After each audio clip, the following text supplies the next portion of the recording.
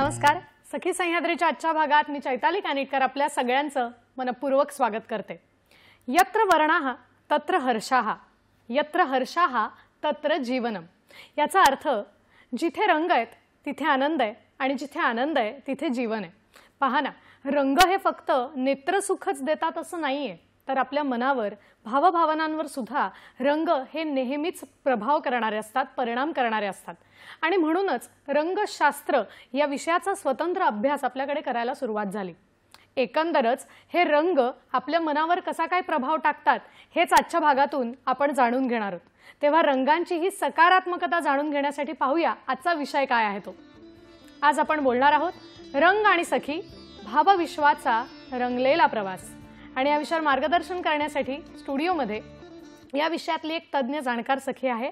आज आपल्या बरोबर आहेत डॉक्टर अमृता जोगळेकर आठवले, विद्या वाचस्पती, तंत्रज्ञान, रंगतंत्रशास्त्र. नमस्कार अमृताजी. नमस्कार. कार्यक्रमात तुझं मनापासून स्वागत करते. धन्यवाद. आणि खरं तर हा विषय तसा नवखा आहे आणि पटकन कळायला सोपा नाहीये, पण मला खात्री आहे की हा विषय नेमका काय आहे हे आज अमृताजींकडून आपल्याला जाणून घ्यायचं आहे. सर्वप्रथम त्यांचा थोडक्यात मी परिचय करून देऊ इच्छिते. त्यांच्याविषयी अधिक सांगायचं तर रंगतंत्रशास्त्र एमटेक आहेत, तसंच PhD सुद्धा आहेत रंगतंत्रशास्त्र या विषयावर. नैसर्गिक रंग आणि सौर ऊर्जा प्रेरित रंग तसंच रंगशास्त्र हा त्यांचा नेमका विषय. लिबर्टी इंटरनॅशनल या खाजगी कंपनीमध्ये त्या हेड आहेत रिसर्च आणि डेव्हलपमेंटच्या. नैसर्गिक घटकयुक्त सौंदर्य प्रसाधनं बनवणं हे त्यांचं प्रमुख काम. राष्ट्रीय आंतरराष्ट्रीय पातळीवर 11 शोधनिबंध तसंच 4 पेटंट मिळालेली आहेत. त्याचबरोबर कथ्थक नृत्य उपांत्य विशारद सुद्धा त्यांनी पूर्ण केलेला आहे. शॉर्ट डिप्लोमा कॉस्मेटॉलॉजी तसंच हेअर केअर मध्ये त्यांनी केलेला आहे. आज रंग आणि सखी, भावविश्वाचा रंगलेला प्रवास हा आजचा सखी सह्याद्रीचा विषय आहे. त्या विषयावर त्या मार्गदर्शन करणार आहे. आज आपण बोलतो आहोत रंग आणि सखी, भावविश्वाचा रंगलेला प्रवास हा आपला सखी सह्याद्रीचा विषय आहे. आणि मार्गदर्शन करण्यासाठी आपल्या बरोबर आहेत डॉक्टर अमृता जोगळेकर आठवले. तेव्हा आता वेळ न घालवता लगेचच आपण कार्यक्रमाला सुरुवात करूया. आणि थेट अमृता पहिल्या प्रश्नाकडे येते की मुळात रंग आणि आपलं मन याचा काहीतरी विचार करावा असंच मुळात का वाटतं, किंवा ही स्वतंत्र शाखा निर्माण होण्याचं काय कारण असेल असं तुला वाटतं? काय सांगशील? साधारणपणे जर आपण बघितलं तर दिवसाची सुरुवात केल्यापासून ते अगदी रात्रीपर्यंत एक घटक आहे जो कायम आपल्या सोबत असतो. तसं बघायला गेलं तर तो दुर्लक्षित म्हणता येईल, कारण आपण त्याकडे फार लक्ष देत नाही. पण तो घटक नसला तर आपल्या जीवनाला तसा काही अर्थ उरणार नाही. तो घटक म्हणजे रंग. तसं बघायला गेलं तर आपण सकाळी उठल्यापासून अगदी सूर्यप्रकाश बघितल्यापासून ते अगदी सूर्यास्तापर्यंत वेगवेगळ्या पठडीतल्या वेगवेगळ्या ठिकाणी वेगवेगळ्या घटनांमध्ये घडणारे रंग आपल्या डोक्यामध्ये, आपल्या डोळ्यामध्ये साठवत असतो.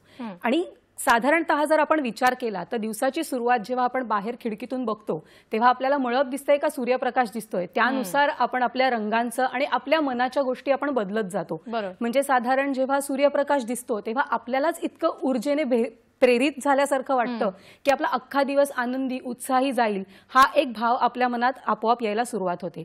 त्याच्या विरुद्ध जर साधारणपणे मळब असेल किंवा पावसाळी हवा असेल, गडदता असेल वातावरणात, तर त्याप्रमाणे आपल्याला एक प्रकारची उदासीनता जाणवते, नैराश्य जाणवतं. किंवा जे मुंबईत राहतात त्यांना साधारण पहिला प्रश्न पडतो की आज ट्रेन वेळेवर चालू असतील की नाही. म्हणजे ह्या सगळ्या गोष्टी अनावधानाने कुठे येऊन थांबतात तर त्या रंगांपाशी येऊन थांबतात. जर सूर्य आहे, पिवळा रंग आहे, तर उत्तेजना आहे, ऊर्जा आहे. आणि जर साधारण गडद रंग आहे तर एक प्रकारचं नैराश्य नाही म्हणता येणार, पण उदासीनता आपोआप आपल्या मनात येत जाते. आणि ही एक सोपी घटना आहे जी सगळेजण रोज अनुभवतात. अशा पुष्कळ घटना असतात, त्याच्यानुसार आपण ठरवतो की रंग आणि मन ह्या गोष्टी आपल्याला एकत्र करता येतात. म्हणजे तसं बघायला गेलं तर आपल्याला एखादा रंग आवडतो, तो रंग का आवडतो, किंवा एखादा रंग आपल्याला आवडत नाही, मग तो आपल्याला का आवडत नाही, तर त्या रंगाशी निगडीत आपल्या काही आठवणी असतात, आपल्या काही भावना असतात, काही प्रसंग असतात जे आपण पुन्हा पुन्हा जगत असतो किंवा आपल्याला ते जगायला आवडत नसतात. ह्यातला फरक म्हणजे त्या एखाद्या रंगाची आपण त्या दिवशी केलेली निवड, असा संबंध साधारण निर्माण होतो. म्हणून रंग आणि मन हे एकमेकात गुंतलेले विषय. करेक्ट. मला वाटतं खरंच इतका सखोल कोणी विचार केला नसेल रंगांच्या बद्दलचा, पण तू म्हणलीस ते मलाही पटतं की खरंच ज्यावेळेला छान सूर्यप्रकाश असतो तेव्हा वाटतं की अरे वा, आजचा दिवस नक्कीच चांगला जाणार आहे. आणि कुठेतरी मळब असतं तर असं वाटतं अरे यार परत एक कुठेतरी मळब आलंय. तर कदाचित हे रंगशास्त्र असेल की ज्याचा थेट अभ्यास खरं तर करायला पाहिजे, कारण हे रंगशास्त्र मनावर सुद्धा तितकंच राज्य करणार असतं. आता मला याच्याच कडे यायचं आहे हळूहळू, की ज्यावेळेला आपण मानवी भावना म्हणतो तर त्या मानवी भावनांचा रंगाशी असा काही थेट किंवा अप्रत्यक्षपणे काही संबंध असतो का, आणि तो आपल्याला जाणून घेणं का आवश्यक आहे? कारण एक आपण म्हणतो रंगांचं मानसशास्त्र, तर ते का जाणून घ्यायला हवं, काय सांगशील? साधारणपणे प्रत्येक रंग हा एक आपली ऊर्जा घेऊन निर्माण झालेला असतो. प्रत्येक रंगाचं स्वतःचं असं एक वलय असतं. म्हणजे सोप्या भाषेत सांगायचं तर लाल रंग बघितला तर एक प्रकारची गडदता किंवा इशारायुक्त भावना आपल्या मनात निर्माण होतात. किंवा तेच आपण एखाद्या ठिकाणी हिरवळ पाहिली किंवा हिरवा रंगाचं छान रान पसरलंय असं जर दिसलं तर आपल्याला समृद्धीकडे गेल्यासारखं वाटतं, शांत वाटतं, एक प्रकारची संपन्नता मिळाल्यासारखं वाटतं. जेव्हा आपण निरभ्र निळं आकाश बघतो तेव्हा आपल्याला एक प्रकारची शांतता येते. असं वाटतं की हा, हे जग खूप शांत चालू आहे, सगळं काही व्यवस्थित आलबेल चालू आहे. त्याप्रमाणे जसं आपण पिवळा रंग बघतो, पिवळ्या रंगाकडे बघितल्यावरती एक प्रकारची उत्सुकता आपल्याला जाणवते, उत्साह जाणवतो. केशरी रंगाकडे गेलं तर नवचेतना आपल्याला एक प्रकारची जाणवते. आणि अगदी स्त्रियांचा सगळ्या सखींचा लाडका रंग म्हणजे गुलाबी रंग. तर गुलाबी रंगामध्ये मुळातच एक प्रकारची आत्मीयता, प्रेमभाव आणि असं एक प्रेमाचं वलय आहे की ज्याच्यात एक ऊब आहे. म्हणून म्हटलं की प्रत्येक रंग हा आपल्यासाठी एक प्रकारच्या संवेदना घेऊन येतो, त्या एक प्रकारच्या भावना तो जागृत करायला मदत करतो. म्हणजे जर एखादा शांत स्वभावाचा माणूस असेल तर त्याला साधारण पांढरा रंग आवडतो, किंवा जो संयमी माणूस असेल त्याला साधारण निळ्या रंगाकडे त्याचा कल असतो. किंवा एखादा माणूस फार उडत्या हास्य प्रकाराचा किंवा अगदी असा सगळ्यांशी मिळून मिसळून वागणारा असेल तर त्याला साधारण पिवळ्या किंवा केशरी रंगाचे कपडे घालायला आवडतात. कारण आपण जे कपडे परिधान करतो त्याच्यातून आपण तोच रंग किंवा तेच विचार समोरच्यापर्यंत प्रदर्शित करायचा प्रयत्न करत असतो. म्हणून रंग आणि भावना या एकमेकांशी निगडीत. आणि मला वाटतं आता उदाहरण देताना तू म्हणतेस ते कदाचित पटत असेल अनेक जणांना, की खरंच आपल्या मनातले जे विचार आहे ते रंगाद्वारे सुद्धा बरेच वेळेला प्रकट होतात. की जसं तू उदाहरण दिलंस की संयमी माणूस असेल किंवा शांत माणूस असेल तर त्याची रंगांच्याकडे बघण्याची जी आपण म्हणू शकतो जो दृष्टिकोन आहे तो वेगळा असतो. आता मला याच्याकडेच यायचं आहे की ज्यावेळेला आपण पुरुषांचा हा विचार बघतो किंवा स्त्रियांचा मन आपण जाणून घ्यायचा प्रयत्न करतो तेव्हा हे स्त्री मन रंगांकडे काही वेगळ्या दृष्टिकोनातून बघतं का, किंवा त्यांचा हा रंग संगतीचा जो काही भाग आहे तो जरा पुरुषांपेक्षा वेगळा असतो का, असं वाटतं का? रंगाला ना 5 अंग आहेत. म्हणजे वैज्ञानिक जे सगळ्यांना सारखं दिसतं, म्हणजे एखाद्या गोष्टीवरती सूर्यप्रकाश पडल्यावरती त्याच्यातून जी किरणं परावर्तित होतात आणि जी आपल्या दृश्यपटलावरती पडतात त्यानुसार जो रंग आपल्याला समजतो तो एक रंग. हे झालं वैज्ञानिक अंग. दुसरं म्हणजे वैचारिक. वैचारिक म्हणजे एखाद्या गोष्टीचा विचार करत असतो किंवा एखादी गोष्ट ऐकल्यावरती जो भाव पहिला प्रकट होतो आणि त्याच्यानुसार जे रंग आपण बघायला सुरुवात करतो ते झालं वैचारिक अंग. आता ह्या अंगाकडे वळण्याचं कारण एकच आहे की स्त्री आणि पुरुष तांत्रिकदृष्ट्या दोघांनाही तितकेच रंग ओळखता येतात, त्यांना तितकेच रंग दिसतात आणि समजतात. पण स्त्री मन किंवा स्त्रीच्या या ज्या भावना असतात ना त्या आठवणींवरती मर्यादित असलेल्या रंगांनी निर्माण होतात. म्हणजे सोप्या भाषेत सांगायचं तर मी जेव्हा एखादा रंग बघते किंवा एखादी साडी बघते, स्त्री साडी हा वीक पॉइंट असल्यामुळे एखादी साडी बघते तेव्हा ती साडी तिला तो रंग म्हणून आवडलेली नसते, तर तिच्या आधीच्या पिढ्यांनी किंवा कुठल्या तरी एका कार्यक्रमामध्ये तो रंग वापरला गेलेला असतो.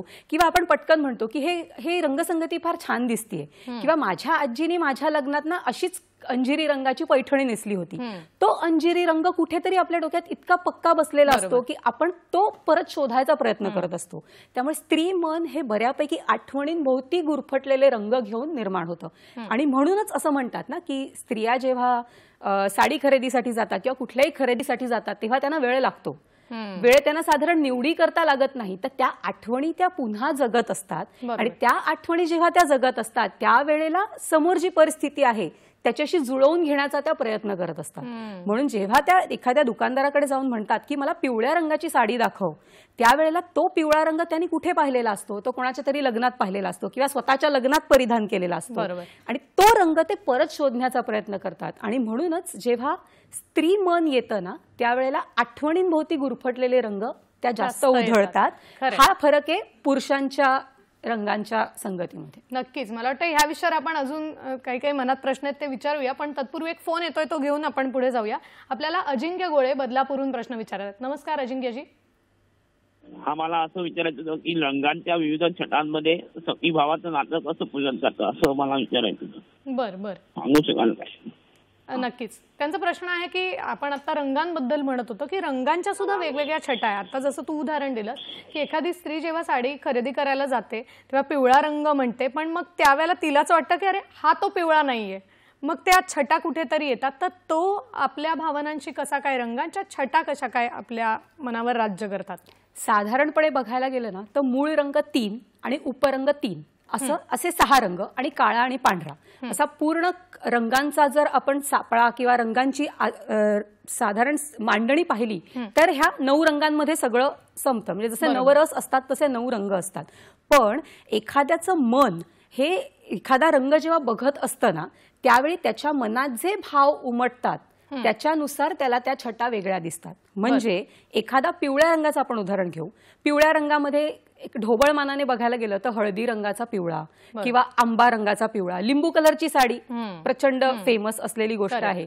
तर आता मला सांगा, ज्यांनी लहानपणापासून गडद पिवळ्या रंगाला हळदी पिवळाच म्हटला असेल तर त्याला ती छटा तशीच दिसेल.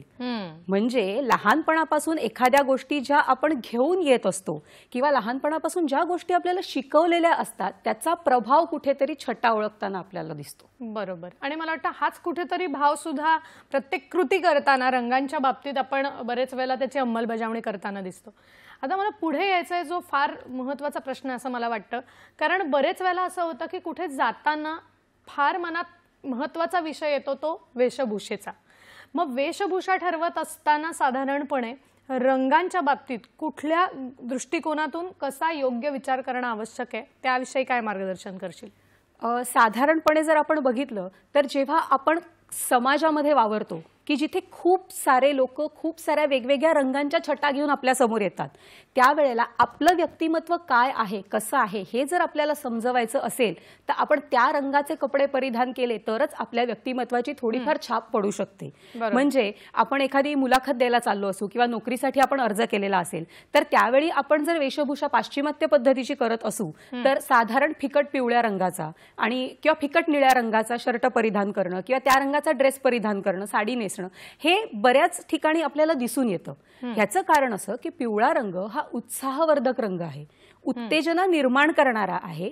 पण पिवळ्या रंगाला स्वतःच्या मर्यादा अशा आहेत की तो आपला समतोल ढळू देत नाही. किंवा निळा रंग जो आहे तो शांत आहे, संयमी आहे. आणि जर आपण चक्र, आपली मानवी चक्र आणि रंग ह्यांचा संबंध बघितला तर निळ्या रंगाचं जे चक्र आहे ना ते कंठाशी निगडित आहे. म्हणजे आपण जे बोलतोय ते आपले विचार समोरच्यापर्यंत नीट पोहोचावेत किंवा आपण त्या गोष्टीचा बरोबर उद्देशाने विचार करतोय हे समजवायची वेळ जेव्हा येते तेव्हा साधारण आपण निळ्या रंगाचे कपडे परिधान करतो. आणि जेव्हा आपण कुठल्याही प्रोफेशनल मुलाखतींना जातो आहे किंवा नोकरीसाठी अर्ज करतो आहे तर त्या प्रत्येक ठिकाणी समोरच्या माणसाला काय वाटतंय ते आधी तुम्ही समजून घेऊन मग त्याच्यावरती तुमची प्रतिक्रिया तुम्हाला द्यायची असते. तर अशी जेव्हा वेळ येते तेव्हा साधारण फिकट पिवळ्या रंगाचे, फिकट निळ्या रंगाचे असे कपडे परिधान केले जातात. बरं, मला वाटतं या विषयावर अजूनही मनात काही काही प्रश्न आहेत, पण इथे वेळ झाली एका छोट्याशा विश्रांतीची. तेव्हा तुम्ही कुठेही जाऊ नका, लगेचच परत येतोय. पाहत रहा सखी सह्याद्री.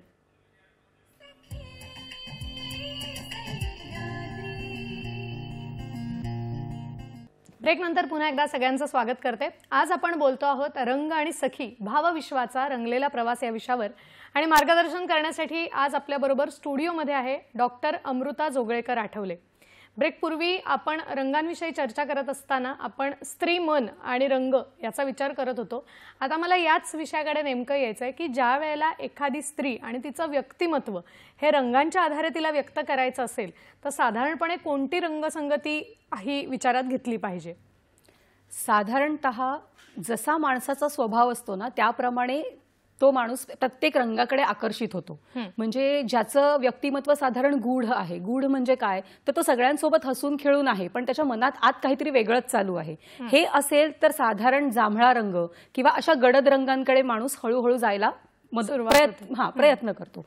किंवा जेव्हा एखादी व्यक्ती आता त्या व्यक्तीचंच साधारण फंक्शन आहे किंवा ती व्यक्तीच कार्यक्रमाची मुख्य अतिथी असेल तर ती साधारण गडद रंगाचे कपडे किंवा जेणेकरून त्या व्यक्तीकडे सगळे समाधानाने किंवा एका आशेने बघतील की हा या व्यक्तीकडून आपल्याला आज काहीतरी नवीन कळणार आहे, नवीन समजणार आहे किंवा ही व्यक्ती फार छान शांतपणे आपला मुद्दा समजावून देते, कुठल्याही प्रकारचा रागराग करत नाहीये किंवा कुठल्याही प्रकारचा अक्रस्थळे प्रकार तिचा चालू नाही किंवा ती अगदीच शांत आहे, ती काही बोलतच नाहीये, असं होऊनही चालणार नाही. तर अशा सगळ्या परिस्थितींमध्ये साधारण गुलाबी रंग, केशरी रंग किंवा संपन्नतेने भरलेला हिरवा रंग ह्या रंगाच्या वेशभूषा या नेहमी आपल्याला सफलता देण्याकडे मदत करतात.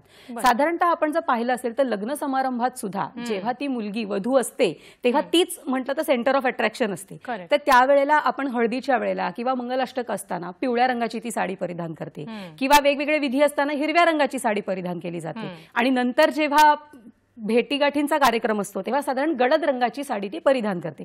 खरं तर दिवसभराच्या कार्यक्रमानंतर ती पूर्णपणे थकलेली असते, पण तो थकवा चेहऱ्यावर दिसू न देता कुठल्याही प्रकारचा शांत भाव आणि हास्याने प्रत्येक गोष्टीचं स्वागत करण्याची जी प्रक्रिया आहे ती जांभळा रंग तिला द्यायला मदत करतो. त्यामुळे जर आपण पाहिलं असेल तर साधारण आपल्या आई, आजी किंवा आपल्या आधीच्या ज्या पिढ्या होत्या त्या जांभळा रंग किंवा आमसुली रंगाचा शालू किंवा गडद निळ्या रंगाचा शालू अशा रंगाचे शालू बऱ्याचदा वापरले जायचे किंवा लग्नाचे विधी जेव्हा होत असतात त्यावेळेला ती आपलं जुनं सगळं थोडंसं मागे ठेवून नवीन गोष्टींकडे जायला प्रयत्न करत असते. तर त्यावेळेला ती समृद्धी, ती संपन्नता स्वीकारण्याची तिची मानसिकता दाखवण्यासाठी ती हिरव्या रंगाचा वापर करते किंवा लग्न जेव्हा लागत असतं तेव्हा तिला एक प्रकारची उत्सुकता असते, उत्तेजन असते, पण हुरहुरही असते, म्हणून ती पिवळ्या रंगाची साडी परिधान करते. त्यामुळे साधारण ज्या प्रकारे आपला कार्यक्रम आहे किंवा जो भाव आपल्याला समोरच्याला समजावायचा आहे त्यानुसार आपण रंग निर्माण किंवा रंग वापरून त्या गोष्टींची वेशभूषेमध्ये समाविष्टता करू शकतो. बरोबर आहे. फक्त याच्यासाठी महत्व याचं आहे की नेमका आपण रंगाकडे कसं बघतोय आणि तो रंग काय सांगू पाहतोय हे जाणून घेणं मला वाटतं खूप आवश्यक आहे. आत्ता आपण ज्यावेळेला रंगांबद्दल बोलत होतो तेव्हा एक मनात प्रश्न हा आला की आपल्याकडे ना पूर्वीपासून काही रंगांबाबत की मुलासाठी हा रंग म्हणजे उदाहरणार्थ निळा किंवा मुलीकरता मग तो गुलाबी असं एक साधारण पूर्वग्रह दूषितता आहे. तर त्याबद्दल तुला काय वाटतं, म्हणजे कसा हा संबंध जोडला गेला असू शकतो? साधारणपणे मी म्हणू शकते की हा आताच्या काळामध्ये बघितलं तर तो पूर्वग्रह दूषितता वाटते, पण जर आपण रंगांच्या वैज्ञानिक दृष्ट्या जर विचार केला तर गुलाबी रंग हा नेहमी आत्मप्रेम, भावना आणि प्रेम जागृत करणारा रंग आहे आणि निळा रंग हा कायम संयमाचा, शांततेचा आणि शांत राहून किंवा समाधीस्थ राहून निर्णय घेण्याचा रंग आहे. आपल्या जर संस्कृतीचा विचार केला तर आपली पुरुषप्रधान संस्कृती आहे. साधारणतः आपल्याकडे अजूनही अशी मानसिकता आहे की स्त्री ही घराचा आधार असली तरी पुरुष हा मुख्य असतो. त्यामुळे स्त्रीने नेहमी उत्साही राहिलं पाहिजे किंवा आलेल्या गेलेल्यांचं स्वागत करणं किंवा ती अगदी कॉर्पोरेटमध्ये जरी काम करत असेल तरी उत्साहाने सगळ्यांशी बोलणं, संभाषण करणं, ह्या सगळ्या ज्या गोष्टी असतात त्या गुलाबी रंगामुळे स्वतःवर प्रेम करत करत ती सगळ्यांवर प्रेम करू शकते. मला वाटतं म्हणजे थोडक्यात स्त्रीच्याही मनाचा विचार करून ही कुठेतरी रंगसंगती याच्यामध्ये येते. याशिवाय पण बोलूया, पण एक फोन घेऊन मग पुढे जाऊया. आपल्याला मंगल आपटे पुण्याहून प्रश्न विचारतात. नमस्कार. नमस्कार. मला असा प्रश्न विचारायचा आहे की हिरवा रंग असतो तो या डोहा जरा पुन्हा प्रश्न विचारा, ऐकू नाही आला. हिरवा रंग असतो ना तो डोहाळजेवणाच्या तिला परिधान करतात आणि ज्याला राशी असतात तर त्या राशीला, मकर राशीला निळाच रंग आवडतो, मग तिला केशरी रंग आवडत नाही. मग त्याच्या बाबतीत आपण काय मार्गदर्शन करू शकाल? बर. त्यांचा प्रश्न आहे की आपल्याकडे सण समारंभाच्या वेळेला जसं त्यांनी उदाहरण दिलं आपल्याला डोहाळ जेवणाच्या वेळेच्या प्रसंगाचं, तर असं का, म्हणजे याच्या मागे काय कारण किंवा शास्त्र आहे का? साधारणपणे जर बघितलं तर आपल्या संस्कृतीमध्ये जे सण समारंभ आणि त्याला ठराविक रंगाच्या वेशभूषा हे जे एक समीकरण आहे त्यामागे एक वैज्ञानिक दृष्टिकोन आहे. म्हणजे हिरवा रंग हा हृदय चक्राशी संबंधित रंग आहे. तो एक प्रकारची समृद्धी आपल्याला परिधान करतो आणि जेव्हा एखादा नवजात शिशू एका गर्भामध्ये वाढत असतो तेव्हा त्या आईची किंवा त्या होणाऱ्या आईची प्रकृती सुद्धा तितकीच आनंदी राहणं. कारण डोहाळ जेवणानंतर एक साधारण थोड्या दिवसांनी तिला एक लहान बाळ तिच्या हातात येणार असतं. तर त्यावेळेला एक संपन्न नजरेनी किंवा समृद्धी असणाऱ्या भावनेनी ती जेव्हा जगाकडे बघू शकेल तेव्हाच ती सगळ्यांना आनंद देईल आणि होणारं बाळही तितकंच सुदृढ असेल. त्यामुळे जेव्हा आपण त्या म्हणाल्या त्याप्रमाणे डोहाळ जेवणाला हिरवा रंग देण्याचं कारण एकच आहे की तुझी समृद्धी आणि भरभराट होतीये, तशीच होत राहावी ह्याचं प्रतीक म्हणून आपण साधारणतः हिरव्या रंगाच्या साड्या परिधान करतो. आणि राशींचा जो त्यांनी उल्लेख केला तर प्रत्येक राशी ज्याप्रमाणे प्रत्येक रंग एक आपला वलय निर्माण करतात त्याप्रमाणे प्रत्येक राशींचंही एक स्वतःचं वलय असतं. बरोबर. त्याचा एक वेगळा अभ्यास आहे की जेणेकरून कुठल्या राशीसाठी कुठले खडे कुठल्या रंगाच्या उत्सर्जित किरणांप्रमाणे आपल्याला प्रभाव होऊ शकेल. तर ती एक वेगळी शाखा आहे जेणेकरून की आता त्या म्हणाल्या तसं की मकर राशीला एक रंग आवडतो पण तो बाकीच्या राशींना आवडत नाही. तर त्या राशीचक्रानुसार त्या एखाद्या रंगाकडे पाहिल्यावरती जी ऊर्जा आपल्याला मिळते ती आपल्याला एकरूप व्हायला मदत करते किंवा त्यामुळे आपल्या ज्या भावना निर्माण होतात त्या उत्साही असतात. म्हणून आपल्याला एखादा रंग एखाद्या राशीला आवडतो. आणि आपण जे म्हणतो की एखाद्या राशीसाठी हा लाभदायक रंग आहे, लकी कलर असा जो कन्सेप्ट आहे त्याच्यामध्ये जर आपण थोडासा विचार केला तर जसे ग्रहांच्या स्थिती बदलतात त्याप्रमाणे त्याच्यातून उत्सर्जित होणारी किरणं बदलत जातात. आणि ती जी किरणं आहेत ती आपल्या डोळ्यांमध्ये सामावत असताना ज्या भावना मिश्रित रंग आपल्याला दिसतो तो रंग आपल्याला लाभदायी असतो. आता साधारण जर आपण विचार केला तर नवरात्रींमध्ये आजकाल नवरंगांचा एक कन्सेप्ट सुरू झालेला आहे. मुद्द्याकडे येणार होते की आता येणाऱ्या नवरात्रामध्ये सुद्धा 9 रंग आणि मग त्या दृष्टिकोनातून वेशभूषा परिधान केली जाते. तर काय सांगशील याच्याविषयी? तर तांत्रिक दृष्ट्या जर आपण विचार केला ना त्या गोष्टीचा तर त्याला एकच उत्तर आहे की जेव्हा शारदीय नवरात्रोत्सव प्रारंभ होत असतो तेव्हा आजूबाजूचं वातावरण फार उल्हासित असतं किंवा एक प्रकारची चेतना निर्माण झालेली असते. पावसाळा साधारण संपलेला असतो, पितृपक्षाचे दिवस संपलेले असतात. पुन्हा आपल्याला ऊर्जेत आपल्या शरीरात एक ऊर्जा निर्माण करण्यासाठी हे वेगवेगळे रंग निर्माण झालेले असतात. साधारण आपण म्हणतो ह्या दिवशी हा रंग, देवीला त्या रंगाची साडी नेसवली जाते, पण खरं जर आपण विचार केला तर आपण मनात तो रंग निर्माण केलेला असतो. आपण म्हणतो की हा रंग घातल्यावरती आता देवीला आवडतंय म्हणजे मग हे मला आवडतंय. आपल्याकडे पूर्वापार काही गोष्टी ठोकताळ्यांप्रमाणे बसलेल्या आहेत. तर ती रंगसंगती मग आपण आत्मसात करायला सुरुवात करतो. त्याचा उद्देश एवढाच असतो की आपल्याला कुठल्याही गोष्टींनी उत्साह वाटला पाहिजे. खरंय. म्हणजे आपण ते सुभाषित मी मगाशी म्हणाले तसं की रंग हा आनंदासाठी आहे आणि त्यामुळे तो एक कुठेतरी एखाद्या वेळेला पण तांत्रिक बाजू जर बाजूला सोडून दिली आणि भावनिक दृष्टिकोनातून जर रंगांकडे बघितलं तर कदाचित हा मुद्दा आपल्याला व्यवस्थितरित्या पटू शकतो. आपण मगाशी बोलत होतो की त्या पूर्वग्रह दूषितता याच्याबद्दल, जर तू म्हणालीस तसं की त्यावेळेला ह्या मानवी मनाचा म्हणजे स्त्री मन असेल किंवा पुरुष मन असेल याचा विचार करून ही रंगसंगती ठरवली गेली. तर गुलाबी रंगांबद्दल तर आपण बोललोच होतो, पण तसंच एक निळा रंग ह्याच्याविषयी आपण बोलणार होतो. तर काय वाटतं याविषयी?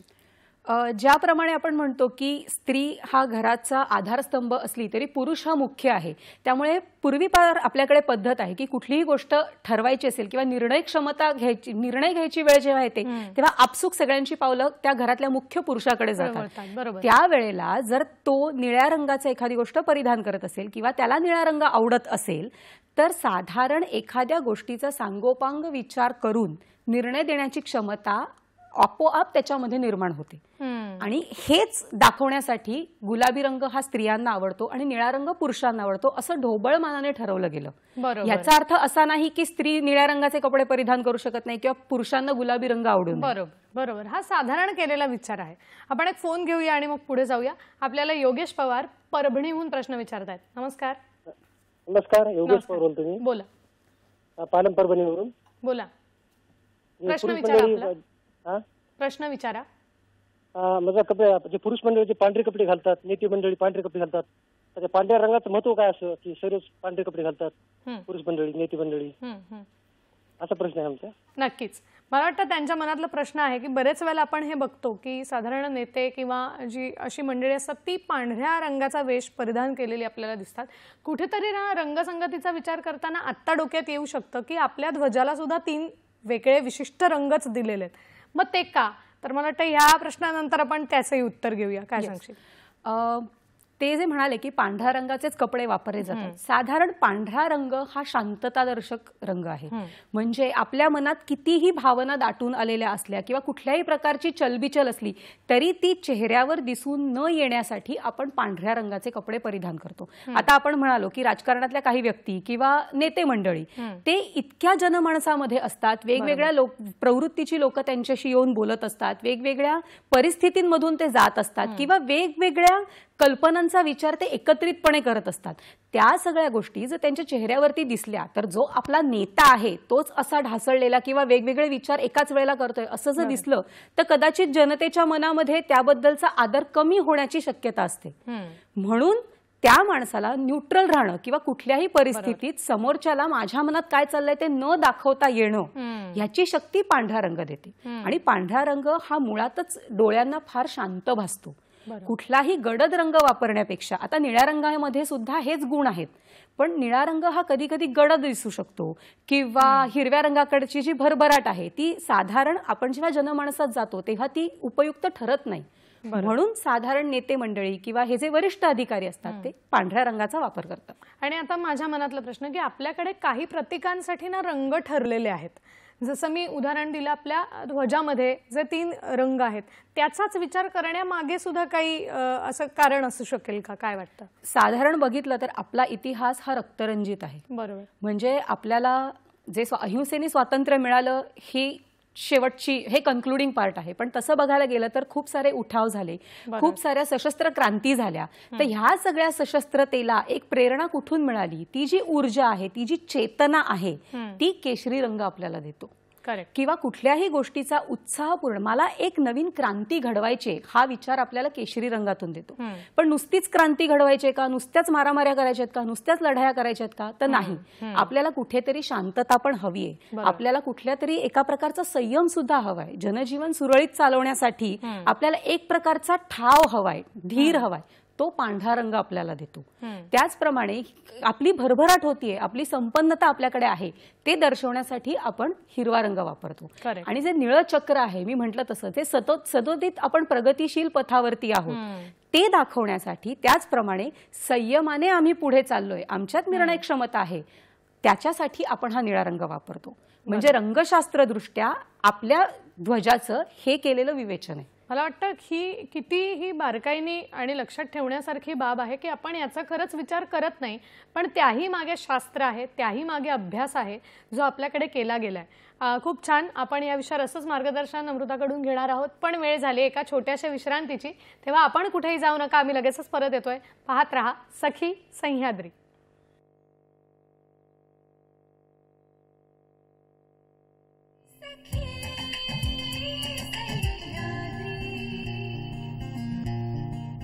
ब्रेक नंतर पुन्हा एकदा सगळ्यांचं स्वागत करते. आज आपण बोलतो आहोत रंग आणि सखी भावविश्वाचा रंगलेला प्रवास या विषयावर, आणि मार्गदर्शन करण्यासाठी आज आपल्याबरोबर आहे डॉक्टर अमृता जोगळेकर आठवले.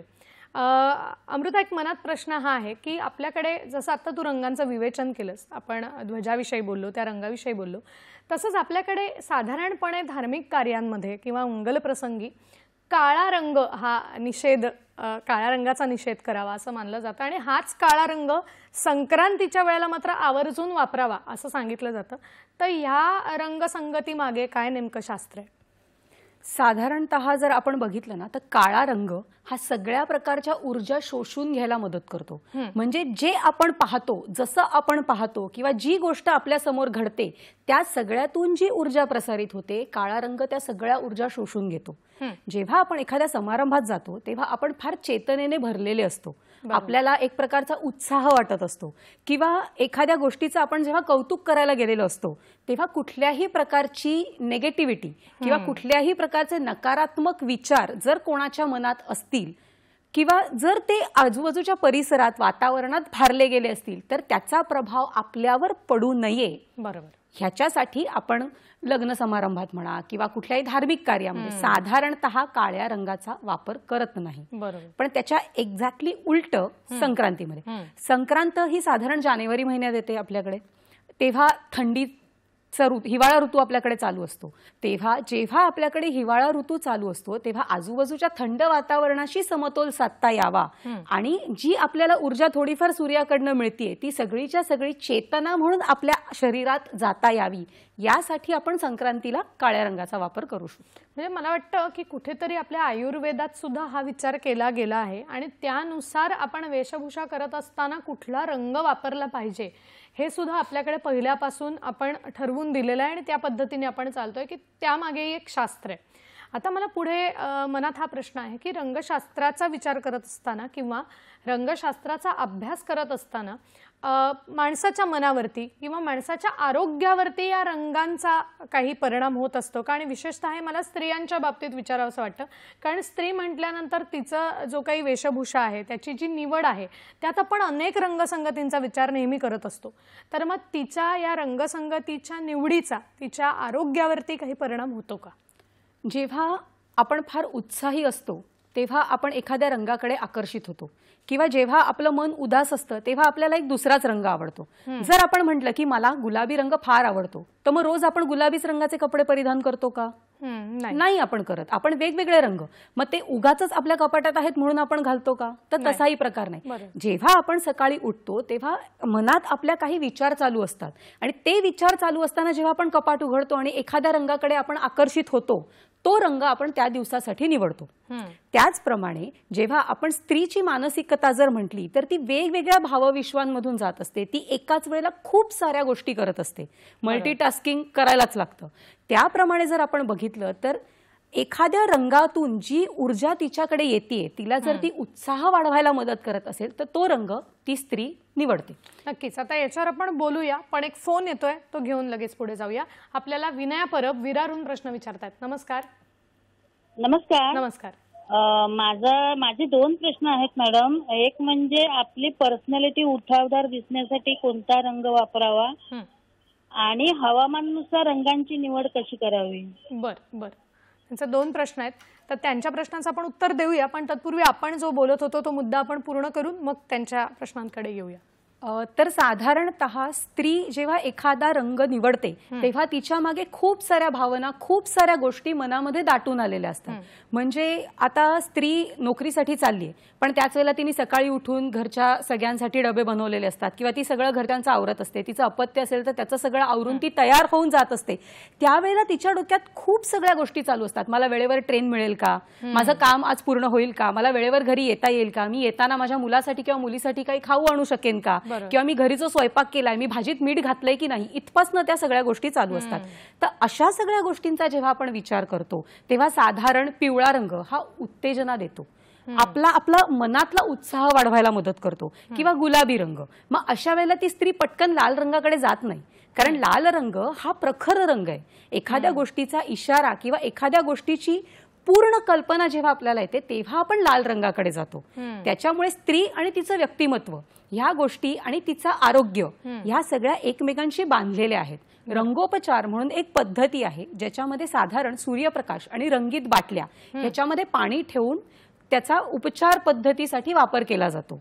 आणि त्यानुसार जे आजार आहेत किंवा मानसिक भावनिक जी आंदोलनं आहेत त्याला कमी करण्यासाठी किंवा ज्याप्रमाणे आपल्याला एखाद्या गोष्टीसाठी प्रतिक्रिया द्यायची तर त्याच्यासाठी आपल्याला खूप मदत होते. नक्कीच. म्हणजे मला वाटतं की कळत नकळत आपली रंगांची निवड ही सुद्धा आपलं मन ज्या पद्धतीने विचार करतं तशीच पुढे जाणारी असते. आता त्यांच्या मनातले जे 2 प्रश्न होते ते अर्थात आपण घेऊया की साधारण आपलं व्यक्तिमत्व हे खुलून दिसावं म्हणून कुठल्या रंगाचा स्त्रीनं वापर केला पाहिजे, आणि दुसरा प्रश्न की हवामानानुसार किंवा ऋतुमानानुसार साधारण रंगांची निवड स्त्रीने कशी करावी, काय सांगशील? तर आता पहिला प्रश्न व्यक्तिमत्व उठून दिसण्यासाठी खरं सांगायचं तर रंग हा जो एक सिद्धांत आहे तो बऱ्यापैकी आपल्या मनातून येणारा आहे. बरोबर. म्हणजे एखादी व्यक्ती साधारण निमगोरी गव्हाळगोरी अशी असेल तरी तिला गडद रंग आवडू शकतात किंवा अगदी फार गोऱ्या रंगाच्या व्यक्तीलाही फिकट रंग आवडू शकतात. त्यामुळे एखाद्या माणसाला जर आपलं व्यक्तिमत्व फुलवून दाखवायचं असेल किंवा समोरच्याला दाखवायचं असेल की मी खूप व्यवस्थित आहे तर साधारण आपण पिवळे रंग किंवा स्त्री असेल तर आपली गुलाबी रंग ह्या रंगांचा साधारणतः आपण वापर केला पाहिजे की जेणेकरून ते व्यक्तिमत्व खुलायला मदत होईल. पण साधारण आपण कुठल्या प्रसंगी जातोय, कुठल्या समारंभात जातोय, तिथे आपलं ज्या व्यक्तीला भेटायला जातोय त्याच्याशी नातं काय आहे, त्या माणसाचा आपल्या आयुष्याशी असलेला सहभाग, या सगळ्या गोष्टी पण त्याच्यात येतात. म्हणजे साधारणतः आपण फक्त मित्रमैत्रिणी असू आणि किंवा तिराईत अगदीच म्हणजे ओळखीचे असू आणि लग्न समारंभात जात असू तर साधारण आपण गडद रंगाचे कपडे घालत नाही. पण जे नातेवाईक आहेत किंवा जे अगदी घनिष्ठ आहेत ते त्यांचा जर आपण विचार केला तर ते साधारण पारंपरिक वेशभूषा, रंगाला साजेसी किंवा त्या स्त्रीच्या साधारण जवळपास जाणारी तिला आवडणारा रंग किंवा ज्यांनी साधारण समारंभ भारलेला वाटेल असे रंग परिधान करतो. नक्कीच. आणि त्यांचा दुसरा प्रश्न होता तो हवामानाशी, ऋतुमानाशी निगडित होता. नक्कीच, कारण ऋतुमानानुसार सुद्धा रंगांची निवड ही जाणीवपूर्वक करावी लागते. तर ती नेमकी कशी? साधारणतः जर आपण बघितलं तर उन्हाळ्यामध्ये आपण फिकट रंगाचे कपडे घालतो. साधारण उन्हाळ्यामध्ये कोणी काळ्या रंगाचे कपडे परिधान करत नाही, कारण काळा रंग हा उष्णता शोषून घेणारा आहे. किंवा लाल रंग, जे गडद रंग आहेत ते उष्णता शोषतात. त्यामुळे उन्हाळ्यामध्ये साधारण आपण फिकट पिवळा, फिकट गुलाबी किंवा फिकट हिरवा रंग, आकाशी रंग ह्या रंगाचे कपडे किंवा पांढऱ्या रंगाचे कपडे परिधान करतो. पण जेव्हा पावसाळा येतो, पावसाळ्यामध्ये साधारण उदासीनता असते, नैराश्य असतं, त्याच्यामुळे आपण साधारण तृतीयतम म्हणजे टर्शरी शेड्सकडे जायचा प्रयत्न करतो. ह्याला दोन कारण आहेत. एक म्हणजे साधारण पावसात पांढऱ्या रंगाचे किंवा फिकट रंगाचे कपडे घातले तर ते भिजून खराब होण्याची शक्यता असते आणि अति गडद रंगाचे कपडे घातले तर त्याच्यावरती पावसाचे थेंब किंवा चिखल किंवा माती हे दिसण्याचाही एक संभव असतो. म्हणून या दोघांमधून साधर्म्य साधून आपण तृतीयतम रंग म्हणजे टर्शरी शेड्स, पेस्टल शेड्स याचा वापर साधारण पावसाळ्यात करतो. पण जसा जसा पाऊस कमी होतो आणि श्रावण मासाकडे आपण जातो, सगळीकडे हिरवळ दिसते, सगळीकडे नवचेतना आपल्याला दिसते आणि आपले जे सण समारंभ आहेत तेही साधारण श्रावणातच येतात. त्यावेळेला आपण उत्साहाने वेगवेगळे रंग परिधान करतो. साधारण मंगळागौरी किंवा हळदी कुंकू हे जे सगळे प्रकार असतात त्यावेळी आपण जितके उत्तेजित रंग घालता येतील तितके घालायचा प्रयत्न करतो. त्यानंतर मार्गशीर्षापर्यंत सणवार चालू असतात, त्याच्यात दिवाळी आणि बाकी अनेक सण आपल्याकडे येतात. त्यामुळे साधारण आपण पावसाळा ते हिवाळा याच्या दरम्यान रंगांच्या जितक्या रंगसंगती आहेत तेवढ्या सगळ्या वापरतो जर आपण नीट पाहिलं तर. आणि मग थंडीत म्हटलं तर ना आपल्याला एक प्रकारची ऊब हवी असते, त्यामुळे आपण पिवळा, केशरी अशा रंगांचा वापर करायला सुरुवात करतो. किंवा स्वतःच आपण थोडे चेतनाहीन होतो कारण थंडी वाजत असते, बाहेर कडक सूर्यप्रकाश नसतो, त्यामुळे उत्साहाचा स्रोत आपल्याकडे नसतो. मग अशा वेळेला आपण हळूहळू थंडीमध्ये गडद रंगांकडे जायला सुरुवात करतो. आणि मला वाटतं हे फार महत्वाचं आहे की याचा विचार करणं, कारण खरं सांगायचं तर आजचं जग इतकं धावपळीचं आहे की आपण कुठला रंग का परिधान करतोय याचा विचार करायला सुद्धा इतका वेळ कोणाकडे नाहीये. पण आता मला याच प्रश्नाकडे यायचं आहे की ज्यावेळेला रंगोपचाराचा विचार केला जातो, एखाद्या आजारावरती आपण कशा पद्धतीने कुठल्या रंगाचे कपडे परिधान करावेत असा विचार येतो, तर त्यावेळेला मनात येतं की आज आपण डिप्रेशन किंवा ताणतणाव हा शब्द सर्रास वापरतोय आणि अनेकांना थोड्याफार प्रमाणात का होईना ताणतणाव हा असतो. तर मला सखीच्या बाबतीत हे विचारायचं की सखीने असा ताणतणाव असताना साधारण कोणत्या रंगाचे कपडे परिधान करणं हे तिच्यासाठी थोडासा होईना ताण कमी करणारे असे ठरतील, तर असे कुठले रंग आहेत? साधारणतः प्रत्येक रंगाचं जसं एक स्वतःचं वलय आहे ना, त्याप्रमाणे मानवी शरीरात जी चक्र आहेत ते प्रत्येक चक्र हा वेगवेगळा रंग संबोधित करत असतो. म्हणजे साधारण जर आपलं ब्लड प्रेशर फ्लक्च्युएट होत असेल किंवा जर आपल्याला काही रक्ताशी संबंधित किंवा हृदयाशी संबंधित आजार असतील तर आपण फिकट निळा किंवा फिकट हिरव्या रंगाचे कपडे घालतो.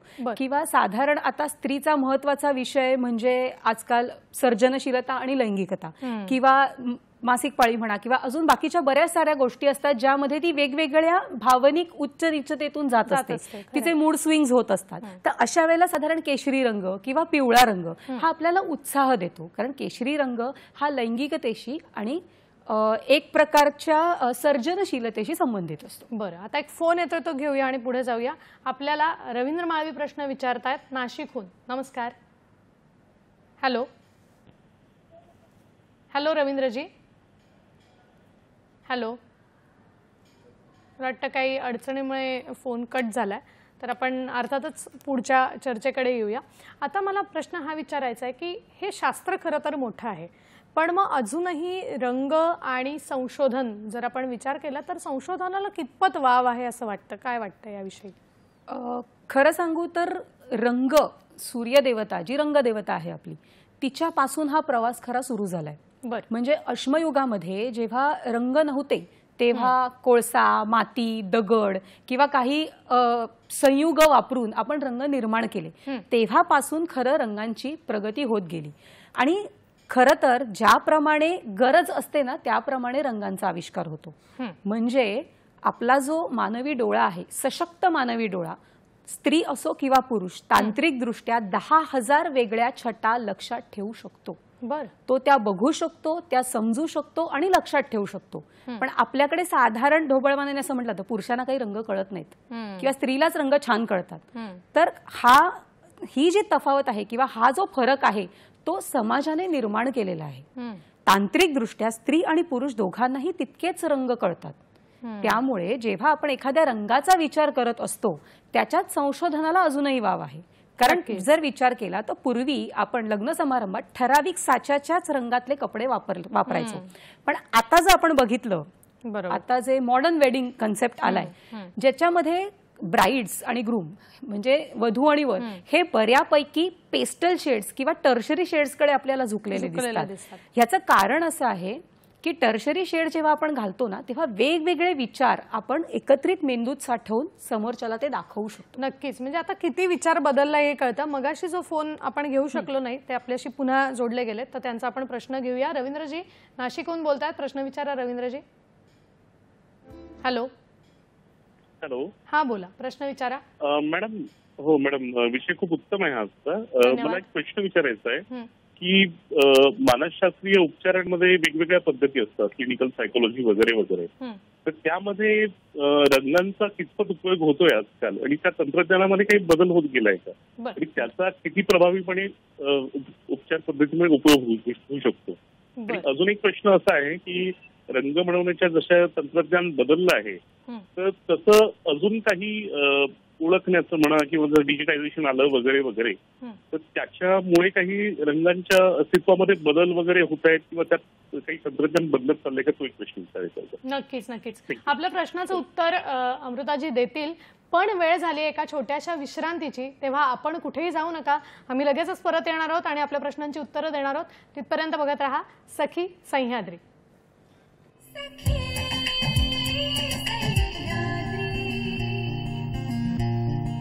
ब्रेक नंतर पुन्हा एकदा सगळ्यांचं स्वागत करते. आज आपण बोलतोय रंग आणि सखी भावविश्वाचा रंगलेला प्रवास या विषयावर. आणि या विषयावर मार्गदर्शन करण्यासाठी आपल्याबरोबर स्टुडिओमध्ये आहे डॉक्टर अमृता जोगळेकर आठवले. ब्रेक पूर्वी आपण अनेक विषयांवरती चर्चा केली आणि आपण रवींद्रजींच्या प्रश्नांवर येऊन थांबलो होतो. तर मला वाटतं आपण त्यांच्या प्रश्नाचं उत्तर घेऊया. त्यांचा प्रश्न होता की अनेक रोगांवरती अनेक उपचार पद्धती उपलब्ध आहेत, जशी मानसशास्त्रीय दृष्टिकोनातून सुद्धा चिकित्सा केली जाते, तर त्याच्यामध्ये रंगोपचाराचा किती उपयोग होतो हा त्यांचा पहिला प्रश्न होता. आणि त्यांचा दुसरा प्रश्न होता की जसे तंत्रज्ञान बदलत गेलं, त्याचे काही आविष्कार होत गेलेत, तर तसंच रंगांच्या शास्त्रात काही बदल झाला आहे का? काय सांगशील? त्यांनी जो पहिला प्रश्न विचारला तर साधारणतः एखादा आजार किंवा एखादी मानसिक स्थिती जेव्हा आपल्याला समजून येते तर त्याच्यावरती प्राथमिक उपचार म्हणून आपण रंगोपचार पद्धती फार व्यवस्थित प्रमाणात वापरू शकतो. म्हणजे फक्त आपण ज्या घरात राहतो त्या एखाद्या खोलीचा रंग बदलून सुद्धा पूर्ण वातावरण बदलून त्या माणसाचा आजार आपण बरा करू शकतो. त्यामुळे मानसशास्त्र आणि रंगशास्त्र यांची सांगड घालायची झाली तर फार सोप्या सोप्या गोष्टीतून आपण ती घालू शकतो. म्हणजे उदाहरण द्यायचं झालं तर आपल्याला आजकाल डिप्रेशन, स्ट्रेस हे शब्द फार वाढलेत. असं असेल आणि आपण जर कन्सल्टेशनसाठी डॉक्टरकडे गेलो तर ते काय सांगतात, फिरून या, निसर्गरम्य वातावरणात जा. निसर्गरम्य वातावरणात का जायचं की जेणेकरून मला निरभ्र आकाश दिसेल, मला शांतता वाटेल, किंवा मला हिरवळ दिसेल की जेणेकरून मला संपन्नता, एक प्रकारची हृदयाला शांतता वाटेल. हा रंगोपचार हाही एक प्रकारचा रंगोपचारच आहे ज्याचा मानसशास्त्रीय दृष्ट्या अभ्यास करून साधारण रंगांवरती आपण पर्याय काढू शकतो. बरं. आणि त्यांचा दुसरा प्रश्न होता की जसं तंत्रज्ञान बदलत गेलं, त्याच्यात वेगवेगळी संशोधनं, त्यात जसे वेगवेगळे आविष्कार होत गेले, तसं रंगांच्या बाबतीत झालंय का? काय वाटतं? साधारण बघायला गेलं तर पूर्वी 3च प्राथमिक रंग होते, मग द्वितीयतम रंग आले आणि आता आपण जसं म्हणतो तसं pastel shades, tertiary colour combinations अशा खूप साऱ्या गोष्टी आल्या. आणि ह्याचं मूळ कारण म्हणजे डिजिटायझेशन. जेव्हा डिजिटल गोष्टींकडे आपण जायला लागलो, पूर्वीचे जर आपण फोटोंचे अल्बम पाहिले तर त्याच्यात आपण ऍक्च्युली परिधान केलेले कपडे आणि फोटोत आलेले कपडे ह्यांमध्ये फार विसंगती दिसते. बरोबर. पण आता जर बघितलं तर साधारण आपण म्हणतो ना ट्रू शेड्स, रिअल शेड्स, हा जो काही एक कन्सेप्ट निर्माण झालेला आहे तो हळूहळू डिजिटलायझेशनमुळे झालाय. म्हणजे पूर्वी जे पिक्सेल्स फाटत होते किंवा पूर्वीची कॅमेरा क्वालिटी म्हणा किंवा पूर्वी रंगतंत्र किंवा रंग पुनर्जीवन करण्याची जी पद्धती होती ती आणि आता ह्याच्यात फार फरक आहे. त्यामुळे त्यानुसार खूप त्याच्यात बदल फरक आता म्हणजे तुझे उदाहरण दिलंस त्याच्यावरून आपल्याला कळतं की फार पूर्वीचे आपण जर अल्बम उघडून बघितले आणि आत्ताचे अल्बम बघितले तर हा किती मोठा फरक आहे आणि ही तफावत आहे की जसं तंत्रज्ञान बदलतं तसं मला वाटतं खूप चांगले पॉझिटिव्ह रिझल्ट्स पण यायला सुरुवात होते. आता मी पुढच्या प्रश्नाकडे येणार आहे की मगाचपासून आपण स्त्री मन किंवा पुरुष मन यानुसार साधारण रंगसंगतीचा विचार करत होतो, पण आता माझा जो मुद्दा आहे तो आहे वयोमानानुसार, की साधारण जसं आपलं वय वाढायला लागतं तसं आपले रंग आणि त्याचं निवड याच्यावरती काही परिणाम होत असतो का, काय वाटतं? ह्याचं सोपं उदाहरण आहे. कसं आहे, आपण हा जो तू प्रश्न विचारलास ना ते आपण जगत असतो पण आपल्याला कळत नाही की मी आता ह्याच्या प्रश्नाचं उत्तर देणार आहे. कदाचित त्या उदाहरणावरनं हे स्पष्ट होईल. म्हणजे आपण कपड्यांच्या दुकानात जातो, लहान मुलांसाठी कपडे घ्यायचे असतील तर दुकानदार पहिला प्रश्न विचारतो, मुलगा आहे का मुलगी आहे? मुलगी असेल तर साधारण तो गुलाबी रंगाचे किंवा फिकट पिस्ता कलर किंवा अशा रंगाचे कपडे आपल्याला दाखवतो. तेच जर मुलगा असेल तर निळ्या रंगाचे साधारण कपडे दाखवतो. तिथून खरेदी सुरुवात होते. मग आपण जेव्हा एखाद्यासाठी भेट म्हणून कपडे घेण्यासाठी गेलेले असतो किंवा भाऊबीज, रक्षाबंधन, वेगवेगळ्या सण समारंभांसाठी, तेव्हा जेव्हा आपण दुकानदाराकडे जातो तेव्हा दुकानदार पहिला प्रश्न विचारतो, साधारण त्या माणसाचं वय किती आहे, बरोबर, किंवा साधारण त्याची चण कशी आहे किंवा त्याचा वर्ण कसा आहे, जेणेकरून त्याला साजेसे कपडे तो देऊ शकेल. म्हणजे जेव्हा आपण कॉलेज वयात असतो किंवा शाळेत असतो तेव्हा आपल्याला ना व्हायब्रन्सी असणारे रंग, उत्साह वाढवणारे रंग घालायची सवय असते. जेव्हा आपण हळूहळू प्रोफेशनल गोष्टींकडे जायला सुरुवात करतो की म्हणजे कॉलेजचं वातावरण संपलंय, कॉलेजची रंगारंग संपलीये आणि आता आपल्याला जेव्हा प्रोफेशनल लाईफमध्ये जायचंय तेव्हा आपण साधारण परिस्थितीनुरूप मिळते जुळते असे कपडे घालतो. फार बटबटीत रंगाचे कपडे आपण परिधान करत नाही. मला वाटतं हे आणि हे सुद्धा आपल्याकडून नकळतपणे या गोष्टी घडतात. बरं, आता खरं तर हा विषय मोठा आहे पण तरी मला एक शेवटचा प्रश्न विचारायचा आहे की निसर्ग आणि मन आणि रंग हे जर त्रिकूट आपण बघायला गेलो तर ते कसं एकंदरीत आपल्याला दाखवता येईल, काय वाटतं? ह्याचं एकच उदाहरण आहे, इंद्रधनुष्य. बरं, जे रंग आपल्याला दिसतात, जे रंग आपल्याला भावतात आणि समजतात ते सगळे निसर्गातच निर्माण झालेले आहेत. आणि खरं बघायला गेलं तर माणूस हा वेगवेगळ्या प्रकारे निसर्गातून ते रंग आपल्यापर्यंत पोहोचवून घ्यायचा प्रयत्न करतो. म्हणजे देवपूजा करत असताना शेवंतीची फुलं असतात, तगरीचीही असतात, पण तगरीची फुलं पटकन घेतली जात नाहीत. पिवळ्या रंगाची शेवंती घेतली जाते किंवा जास्वंद घेतलं जातं किंवा अष्टरची फुलं घेतली जातात. त्यामुळे साधारण बघितलं तर मार्गशीर्षात फार छान फुलं येतात. त्याप्रमाणे जसा निसर्ग बदलत जातो मग श्रावणात उत्साहित वाटण्याचं कारण काय? इंद्रधनुष्य दिसतं. ते रंग आपल्या मनात कुठेतरी खोलवर रुजलेले आहेत. म्हणून रंग, भावना आणि निसर्ग हे त्रिकूट नेहमी एकत्रच जातं. आणि त्या सगळ्या गोष्टी ज्या आहेत ना त्या इंद्रधनुष्यापाशी येऊनच थांबतात, जे निसर्गाने निर्माण केले आणि ज्याचा स्रोत आहे आपला सूर्य. बरोबर. म्हणजे जिथे रंग आहे तिथे इंद्रधनुष्य आहे आणि तिथे प्रत्येकाचं मन जोडलेलं आहेच. म्हणजे खरं तर आपण विचार करायला गेलो तर असा वेगळा विचार करण्याची गरज नसते, पण आपणच कुठेतरी कळत नकळतपणे ही रंगसंगती बाजूला टाकतो.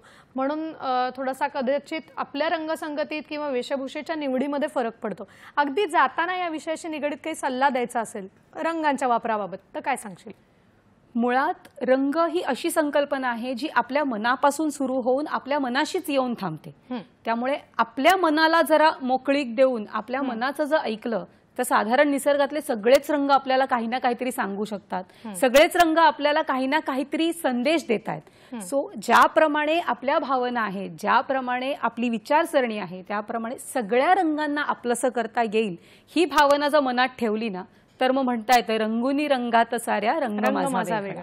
हे मात्र खरं आहे की प्रत्येक जण वेगळा आहे, व्यक्ती तितक्या प्रकृती आपण म्हणतो, प्रत्येकाचं मन वेगळं आहे, प्रत्येकाचे त्या क्षणाला येणाऱ्या भावना ह्या वेगळ्या आहेत.